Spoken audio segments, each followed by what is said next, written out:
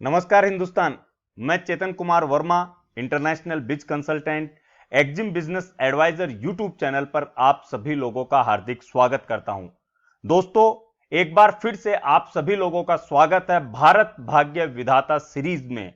जी हां, हम भारत भाग्य विधाता सीरीज के अंदर एक एक करके भारत के सभी जो प्रदेश हैं उनका एक्सपोर्ट पोटेंशियल और उस प्रदेश में से कौन कौन से ऐसे प्रोडक्ट हैं जो ऑलरेडी एक्सपोर्ट हो रहे हैं और उन प्रोडक्ट्स का क्या पोटेंशियल है, ये आप लोगों के साथ में वीडियो के माध्यम से शेयर करते हैं। अब तक हमने जितने भी प्रदेश देखे, अपने आप में सबका एक खुद का आप बोल सकते हो कि अपनी एक पहचान है, अपना एक तरीका है, अपने प्रोडक्ट्स हैं जो एक्सपोर्ट हो सकते हैं। किसी का परसेंटेज कम है, किसी का ज्यादा है, लेकिन इन्हीं चीजों के लिए हमें प्रयास करना है, क्योंकि यही प्रयास आपका एक्सपोर्ट के लिए जो तत्परता और प्रयास रहेगा वही भारत को भाग्य विधाता बनाने में सहायक रहेगा। आज हम बात कर रहे हैं एक ऐसे प्रदेश की जो 19-20 के अंदर 2019 और 20 के अंदर चैंपियन ऑफ द स्टेट रहा पूरे भारतवर्ष के अंदर। जी हां दोस्तों, आप सही सुन रहे हो,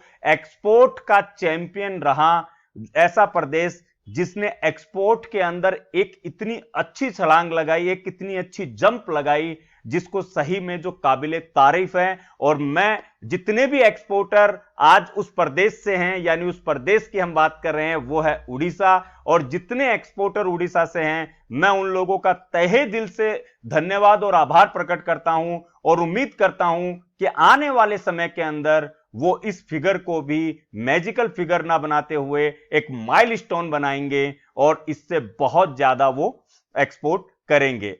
दोस्तों, अगर हम 19-20 की बात करें सिर्फ उड़ीसा की, तो जो टोटल एक्सपोर्ट हुआ है वो रिकॉर्ड एक्सपोर्ट है 19-20 के अंदर 40,872 40,872 करोड़ का एक्सटर्नल ट्रेड जो है वो उड़ीसा ने किया है। ये एक चैंपियन स्टेट के तौर पे निकला है। जबकि 15-16 की अगर हम बात करें, 2015 और 16 के अंदर 19,000 करोड़ का एक्सपोर्ट का ट्रेड होता था यहां से, जो 19-20 के अंदर इन्होंने 40,000 कर चुके हैं। जबकि इसमें भी बताया यह जा रहा है रिपोर्ट के माध्यम से कि यहां पे भी 5,000 करोड़ का नुकसान हुआ है, जब क्योंकि लास्ट ईयर के अंदर यहां से 52,000 करोड़ का एक्सपोर्ट होता था।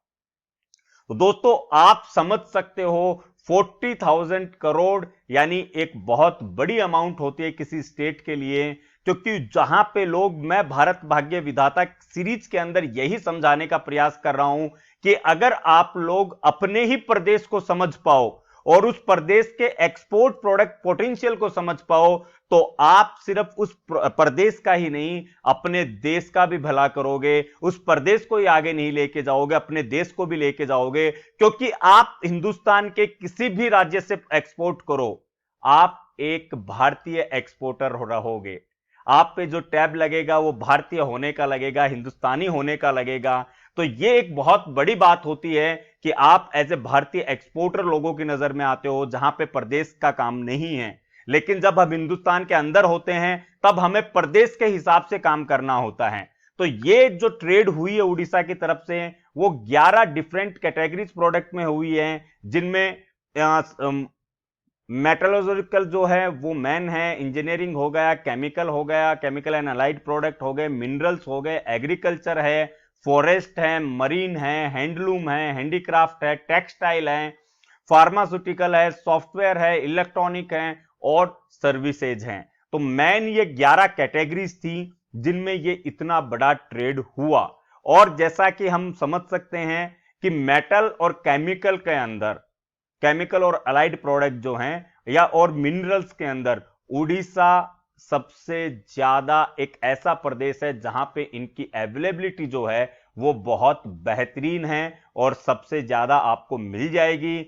यहां का चाहे आप सर्विस सेक्टर में देखो, माइनिंग में देखो, यहां पे आईटी के अंदर भी बहुत अच्छे तरीके से, आईटी का भी सेक्टर बहुत अच्छे तरीके से पनप रहा है। एग्रीकल्चर हो, फिशरीज हो, ये सारे जो कैटेगरीज है यहां पे, एक एक करके उनका एक्सपोर्ट पोटेंशियल और इंक्रीज किया जा रहा है। सेंट्रल गवर्नमेंट और स्टेट गवर्नमेंट दोनों इस बात को समझ चुके हैं और वो एक एक करके यहां के जो भी पोटेंशियल प्रोडक्ट्स हैं उनके ऊपर काफी काम कर रहे हैं। और इस टाइम पे इंडस्ट्रियल सेक्टर्स जो हैं दोस्तों, वो भी यहां पे बहुत अच्छी मात्रा के अंदर आप बोल सकते हो कि यहां पे इन्वेस्टमेंट पोर्शन के लिए आ रहे हैं, चाहे वो जिंदल ग्रुप हो या बाकी कोई ग्रुप हो। सारे लोग एक एक करके यहां पे यहां के पोटेंशियल को देखते हुए इंडस्ट्रीज के अंदर बहुत अच्छे से यहां पे इन्वेस्टमेंट किया जा रहा है। इसके अलावा जब हम एक्सपोर्ट पोटेंशियल की अगर बात करते हैं उड़ीसा की दोस्तों, तो मैं आपको बताना चाहूंगा कि उड़ीसा के अंदर अगर आप देखो तो उड़ीसा वैसे 11th प्लेस लेता है एक्सपोर्ट के अंदर, लेकिन अब यह ट्रेंड चेंज हो चुका है और उड़ीसा कंटिन्यू वर्किंग कर रहा है इसके ऊपर, अपने ट्रेंड को चेंज करने के लिए, अपने डाटा को चेंज करने के लिए। अगर फोकस सेक्टर की मैं बात करूं तो यहां पे marine, minerals and metals, chemicals and textiles, ये फोकस सेक्टर हैं जो ऑलरेडी बहुत अच्छे से वर्केबल हैं, लेकिन यहां पे इनमें अभी और काम किया जा सकता है। जबकि मैं पोटेंशियल सेक्टर की बात करूं तो tie and dye handloom, handicraft, silver filigree, rubber, coconut, vegetable, cereals, spices like ginger, turmeric and pepper and fertilisers. तो इस तरीके से उड़ीसा के अंदर ये पोटेंशियल सेक्टर हैं जिनके अंदर काम और बहुत अच्छे से किया जा सकता है। इनकी भी अलग से आप अगर केमिकल्स में देखो, टेक्सटाइल में कॉटन का उड़ीसा, आप ये मान लीजिए कॉटन के अंदर बहुत अच्छे तरीके से उड़ीसा में काम होता है। जबकि मैं मरीन प्रोडक्ट की बात करूं तो पोटेंशियल मार्केट जो है इन यहाँ के मरीन प्रोडक्ट के लिए वो Spain, Italy, South Korea. Mineral and metal की बात मैं करूं तो Japan, Germany, Saudi Arabia, Canada, Qatar, तुर्की, United State of America, South Korea. उसी में दोस्तों अगर इनके चैप्टर वाइज अगर हम जाते हैं, आयरन एंड स्टील के अंदर जाते हैं, सेरेमिक प्रोडक्ट्स में जाते हैं, तो यहां पे कंट्रीज बदलती रहती है। सेरेमिक प्रोडक्ट्स के अंदर यूएसए हो गया, रशियन फेडरेशन हो गया, Canada, Italy, France, China and Chinese Taipei हो गया। और उसके अलावा केमिकल्स के अंदर Russia, Canada, Norway, Iceland, Bahrain, Qatar. Textile के अंदर साउथ कोरिया, मैक्सिको, ये पोटेंशियल मार्केट हैं इनके प्रोडक्ट्स के लिए। इसके अलावा जब हम और आईसीडी की बात करते हैं तो आईसीडी के अंदर जो the state has 2 functional ICDs at as Balasore managed by Concor catering to the industrial area of Bhadrak, Balasore, रमा, कालिंगर, कटक, भुवनेश्वर। ये आईसीडीज हैं, यानी इनलैंड कंटेनर डिपोज यहां पे बनाए गए हैं, अलग अलग आईटी पार्क बनाए गए हैं, यहां पे क्लस्टर सेक्टर्स हैं, पोर्ट फैसिलिटीज यहां पे दी गई हैं अलग तरीके से। यानी स्टेट गवर्नमेंट, जैसा मैंने आपसे कहा कि state government plus central government दोनों ही यहां के प्रोडक्ट्स पोटेंशियल को देखते हुए यहां का एक्सपोर्ट पोटेंशियल और बढ़ाना चाहते हैं, चाहे वो एग्री एंड अलाइड प्रोडक्ट हो, चाहे मरीन प्रोडक्ट हो, चाहे जेम्स एंड ज्वेलरी हो, हैंडीक्राफ्ट हो या फिर हैंडलूम के प्रोडक्ट्स हो। यहां पे मेगा फूड पार्क्स जो हैं उनके ऊपर वर्किंग चल रही है। जो एक्सपोर्टर हैं उनको स्टेट गवर्नमेंट की तरफ से भी बहुत अलग अलग फैसिलिटीज मिल रही हैं, जिसकी वजह से जो एक्सपोर्टर है उनका भी पोटेंशियल बढ़ाया जा रहा है। नॉर्मली अगर देखा जाए तो एक्सपोर्ट के लिए हर राज्य अपनी तरफ से एक प्रयास जरूर कर रहा है। हर राज्य के अंदर अलग से एक्सपोर्ट प्रमोशन काउंसिल्स जिनको हम बोलते हैं, एक सेंट्रल गवर्नमेंट में रहती है, लेकिन राज्य की अलग से एक्सपोर्ट पोटेंशियल को बढ़ाने के लिए वो लोग भी अपनी तरफ से, हर प्रदेश का अपना एक काउंसिल रहता है जो अलग अलग फैसिलिटीज प्रोवाइड करते हैं कि किस तरीके से आप वहां के एक्सपोर्ट को बढ़ा सकते हो। दोस्तों उड़ीसा जो है सच में एक चैंपियन स्टेट है, स्टिल वहां पे जो पोटेंशियल है वो बहुत अच्छा है। जो लोग उड़ीसा से हैं, जिन्होंने अब तक खुद को अटैच नहीं किया है इन चीजों के अंदर यानी एक्सपोर्ट के अंदर, मैं यही कहूंगा आप अपना तो नुकसान कर ही रहे हो, आपके साथ साथ आप देश का भी नुकसान कर रहे हो, क्योंकि आपके अंदर जो पोटेंशियल है और आपके प्रोडक्ट का जो पोटेंशियल है, अगर वो दोनों मैचअप करके आप लोग अपना काम शुरू करो एक्सपोर्ट का, तो आप अपने प्रदेश की उन्नति और प्रगति के साथ साथ में देश की उन्नति और प्रगति में भी सहायक हो सकते हो दोस्तों। यहां पे एग्रीकल्चर जो प्रोडक्ट्स आप जिनको बोलते हो, एग्रीकल्चर के अंदर ग्राउंड नट्स हैं, केशू नट्स है, ऑनियन, स्वीट पोटैटो, चिल्ली, ओकरा, turmeric, ginger and non basmati rice, ये यहां के मेन फोकस्ड प्रोडक्ट हैं। एग्रीकल्चर यानी पोटेंशियल प्रोडक्ट जो हैं वो आपको मिल जाएंगे। तो इस तरीके से उड़ीसा के अंदर आपको डिफरेंट काइंड ऑफ प्रोडक्ट्स जो है मिलेंगे।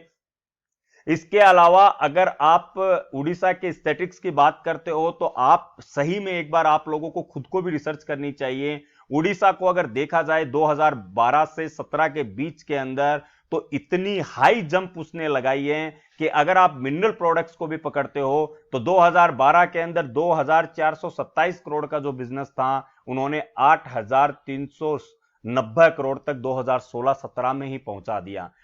ये हर प्रोडक्ट के अंदर है दोस्तों, हर प्रोडक्ट के अंदर उड़ीसा काम कर रहा है। जहां पे हैंडीक्राफ्ट प्रोडक्ट की मैं बात करूं, जो सिर्फ 0.17 करोड़ का था, उसको 2.37 के ऊपर पहुंचा दिया। यानी जहां पे अपॉर्चुनिटी नहीं थी, वहां पे भी उड़ीसा और उड़ीसा के लोगों ने, वहां के एक्सपोर्टरों ने, स्टार्टअप एक्सपोर्टरों ने इतना अच्छा वर्किंग किया है कि आज उस स्टेट को उन्होंने चैंपियन स्टेट बना दिया है। ऐसे स्लो डाउन के अंदर भी उड़ीसा रुक नहीं रहा है एक्सपोर्ट के अंदर, और मैं यही आशा करता हूं कि वहां के जो भी स्टार्टअप एक्सपोर्टर हैं वो इसी तरीके से देश की उन्नति और प्रगति में सहायक बने रहें, आगे बढ़ते रहें, क्योंकि आप आगे बढ़ोगे तभी आपका देश आगे बढ़ेगा। और बाकी प्रदेश के लोग जो इस वीडियो को देख रहे हैं, मैं उनसे भी यही निवेदन करना चाहता हूं कि अपने प्रदेश को पहचानो, अपने प्रदेश के प्रोडक्ट्स के पोटेंशियल को पहचानो और एक्सपोर्ट से जुड़ जाओ। आने वाला भविष्य एक्सपोर्ट के बिजनेस का होगा, आने वाला भविष्य बॉर्डरलेस होगा, जहां पे कोई बॉर्डर नहीं होगा, आप ट्रेड कर पाओगे।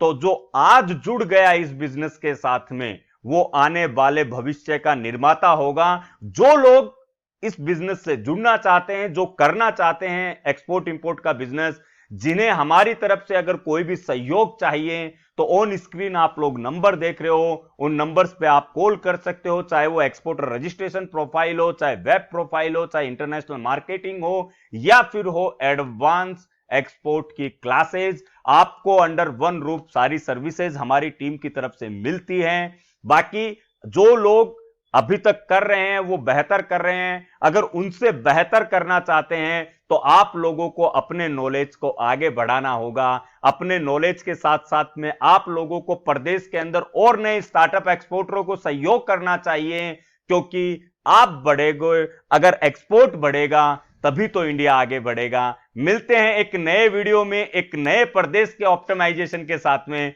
तब तक जय हिंद, जय भारत।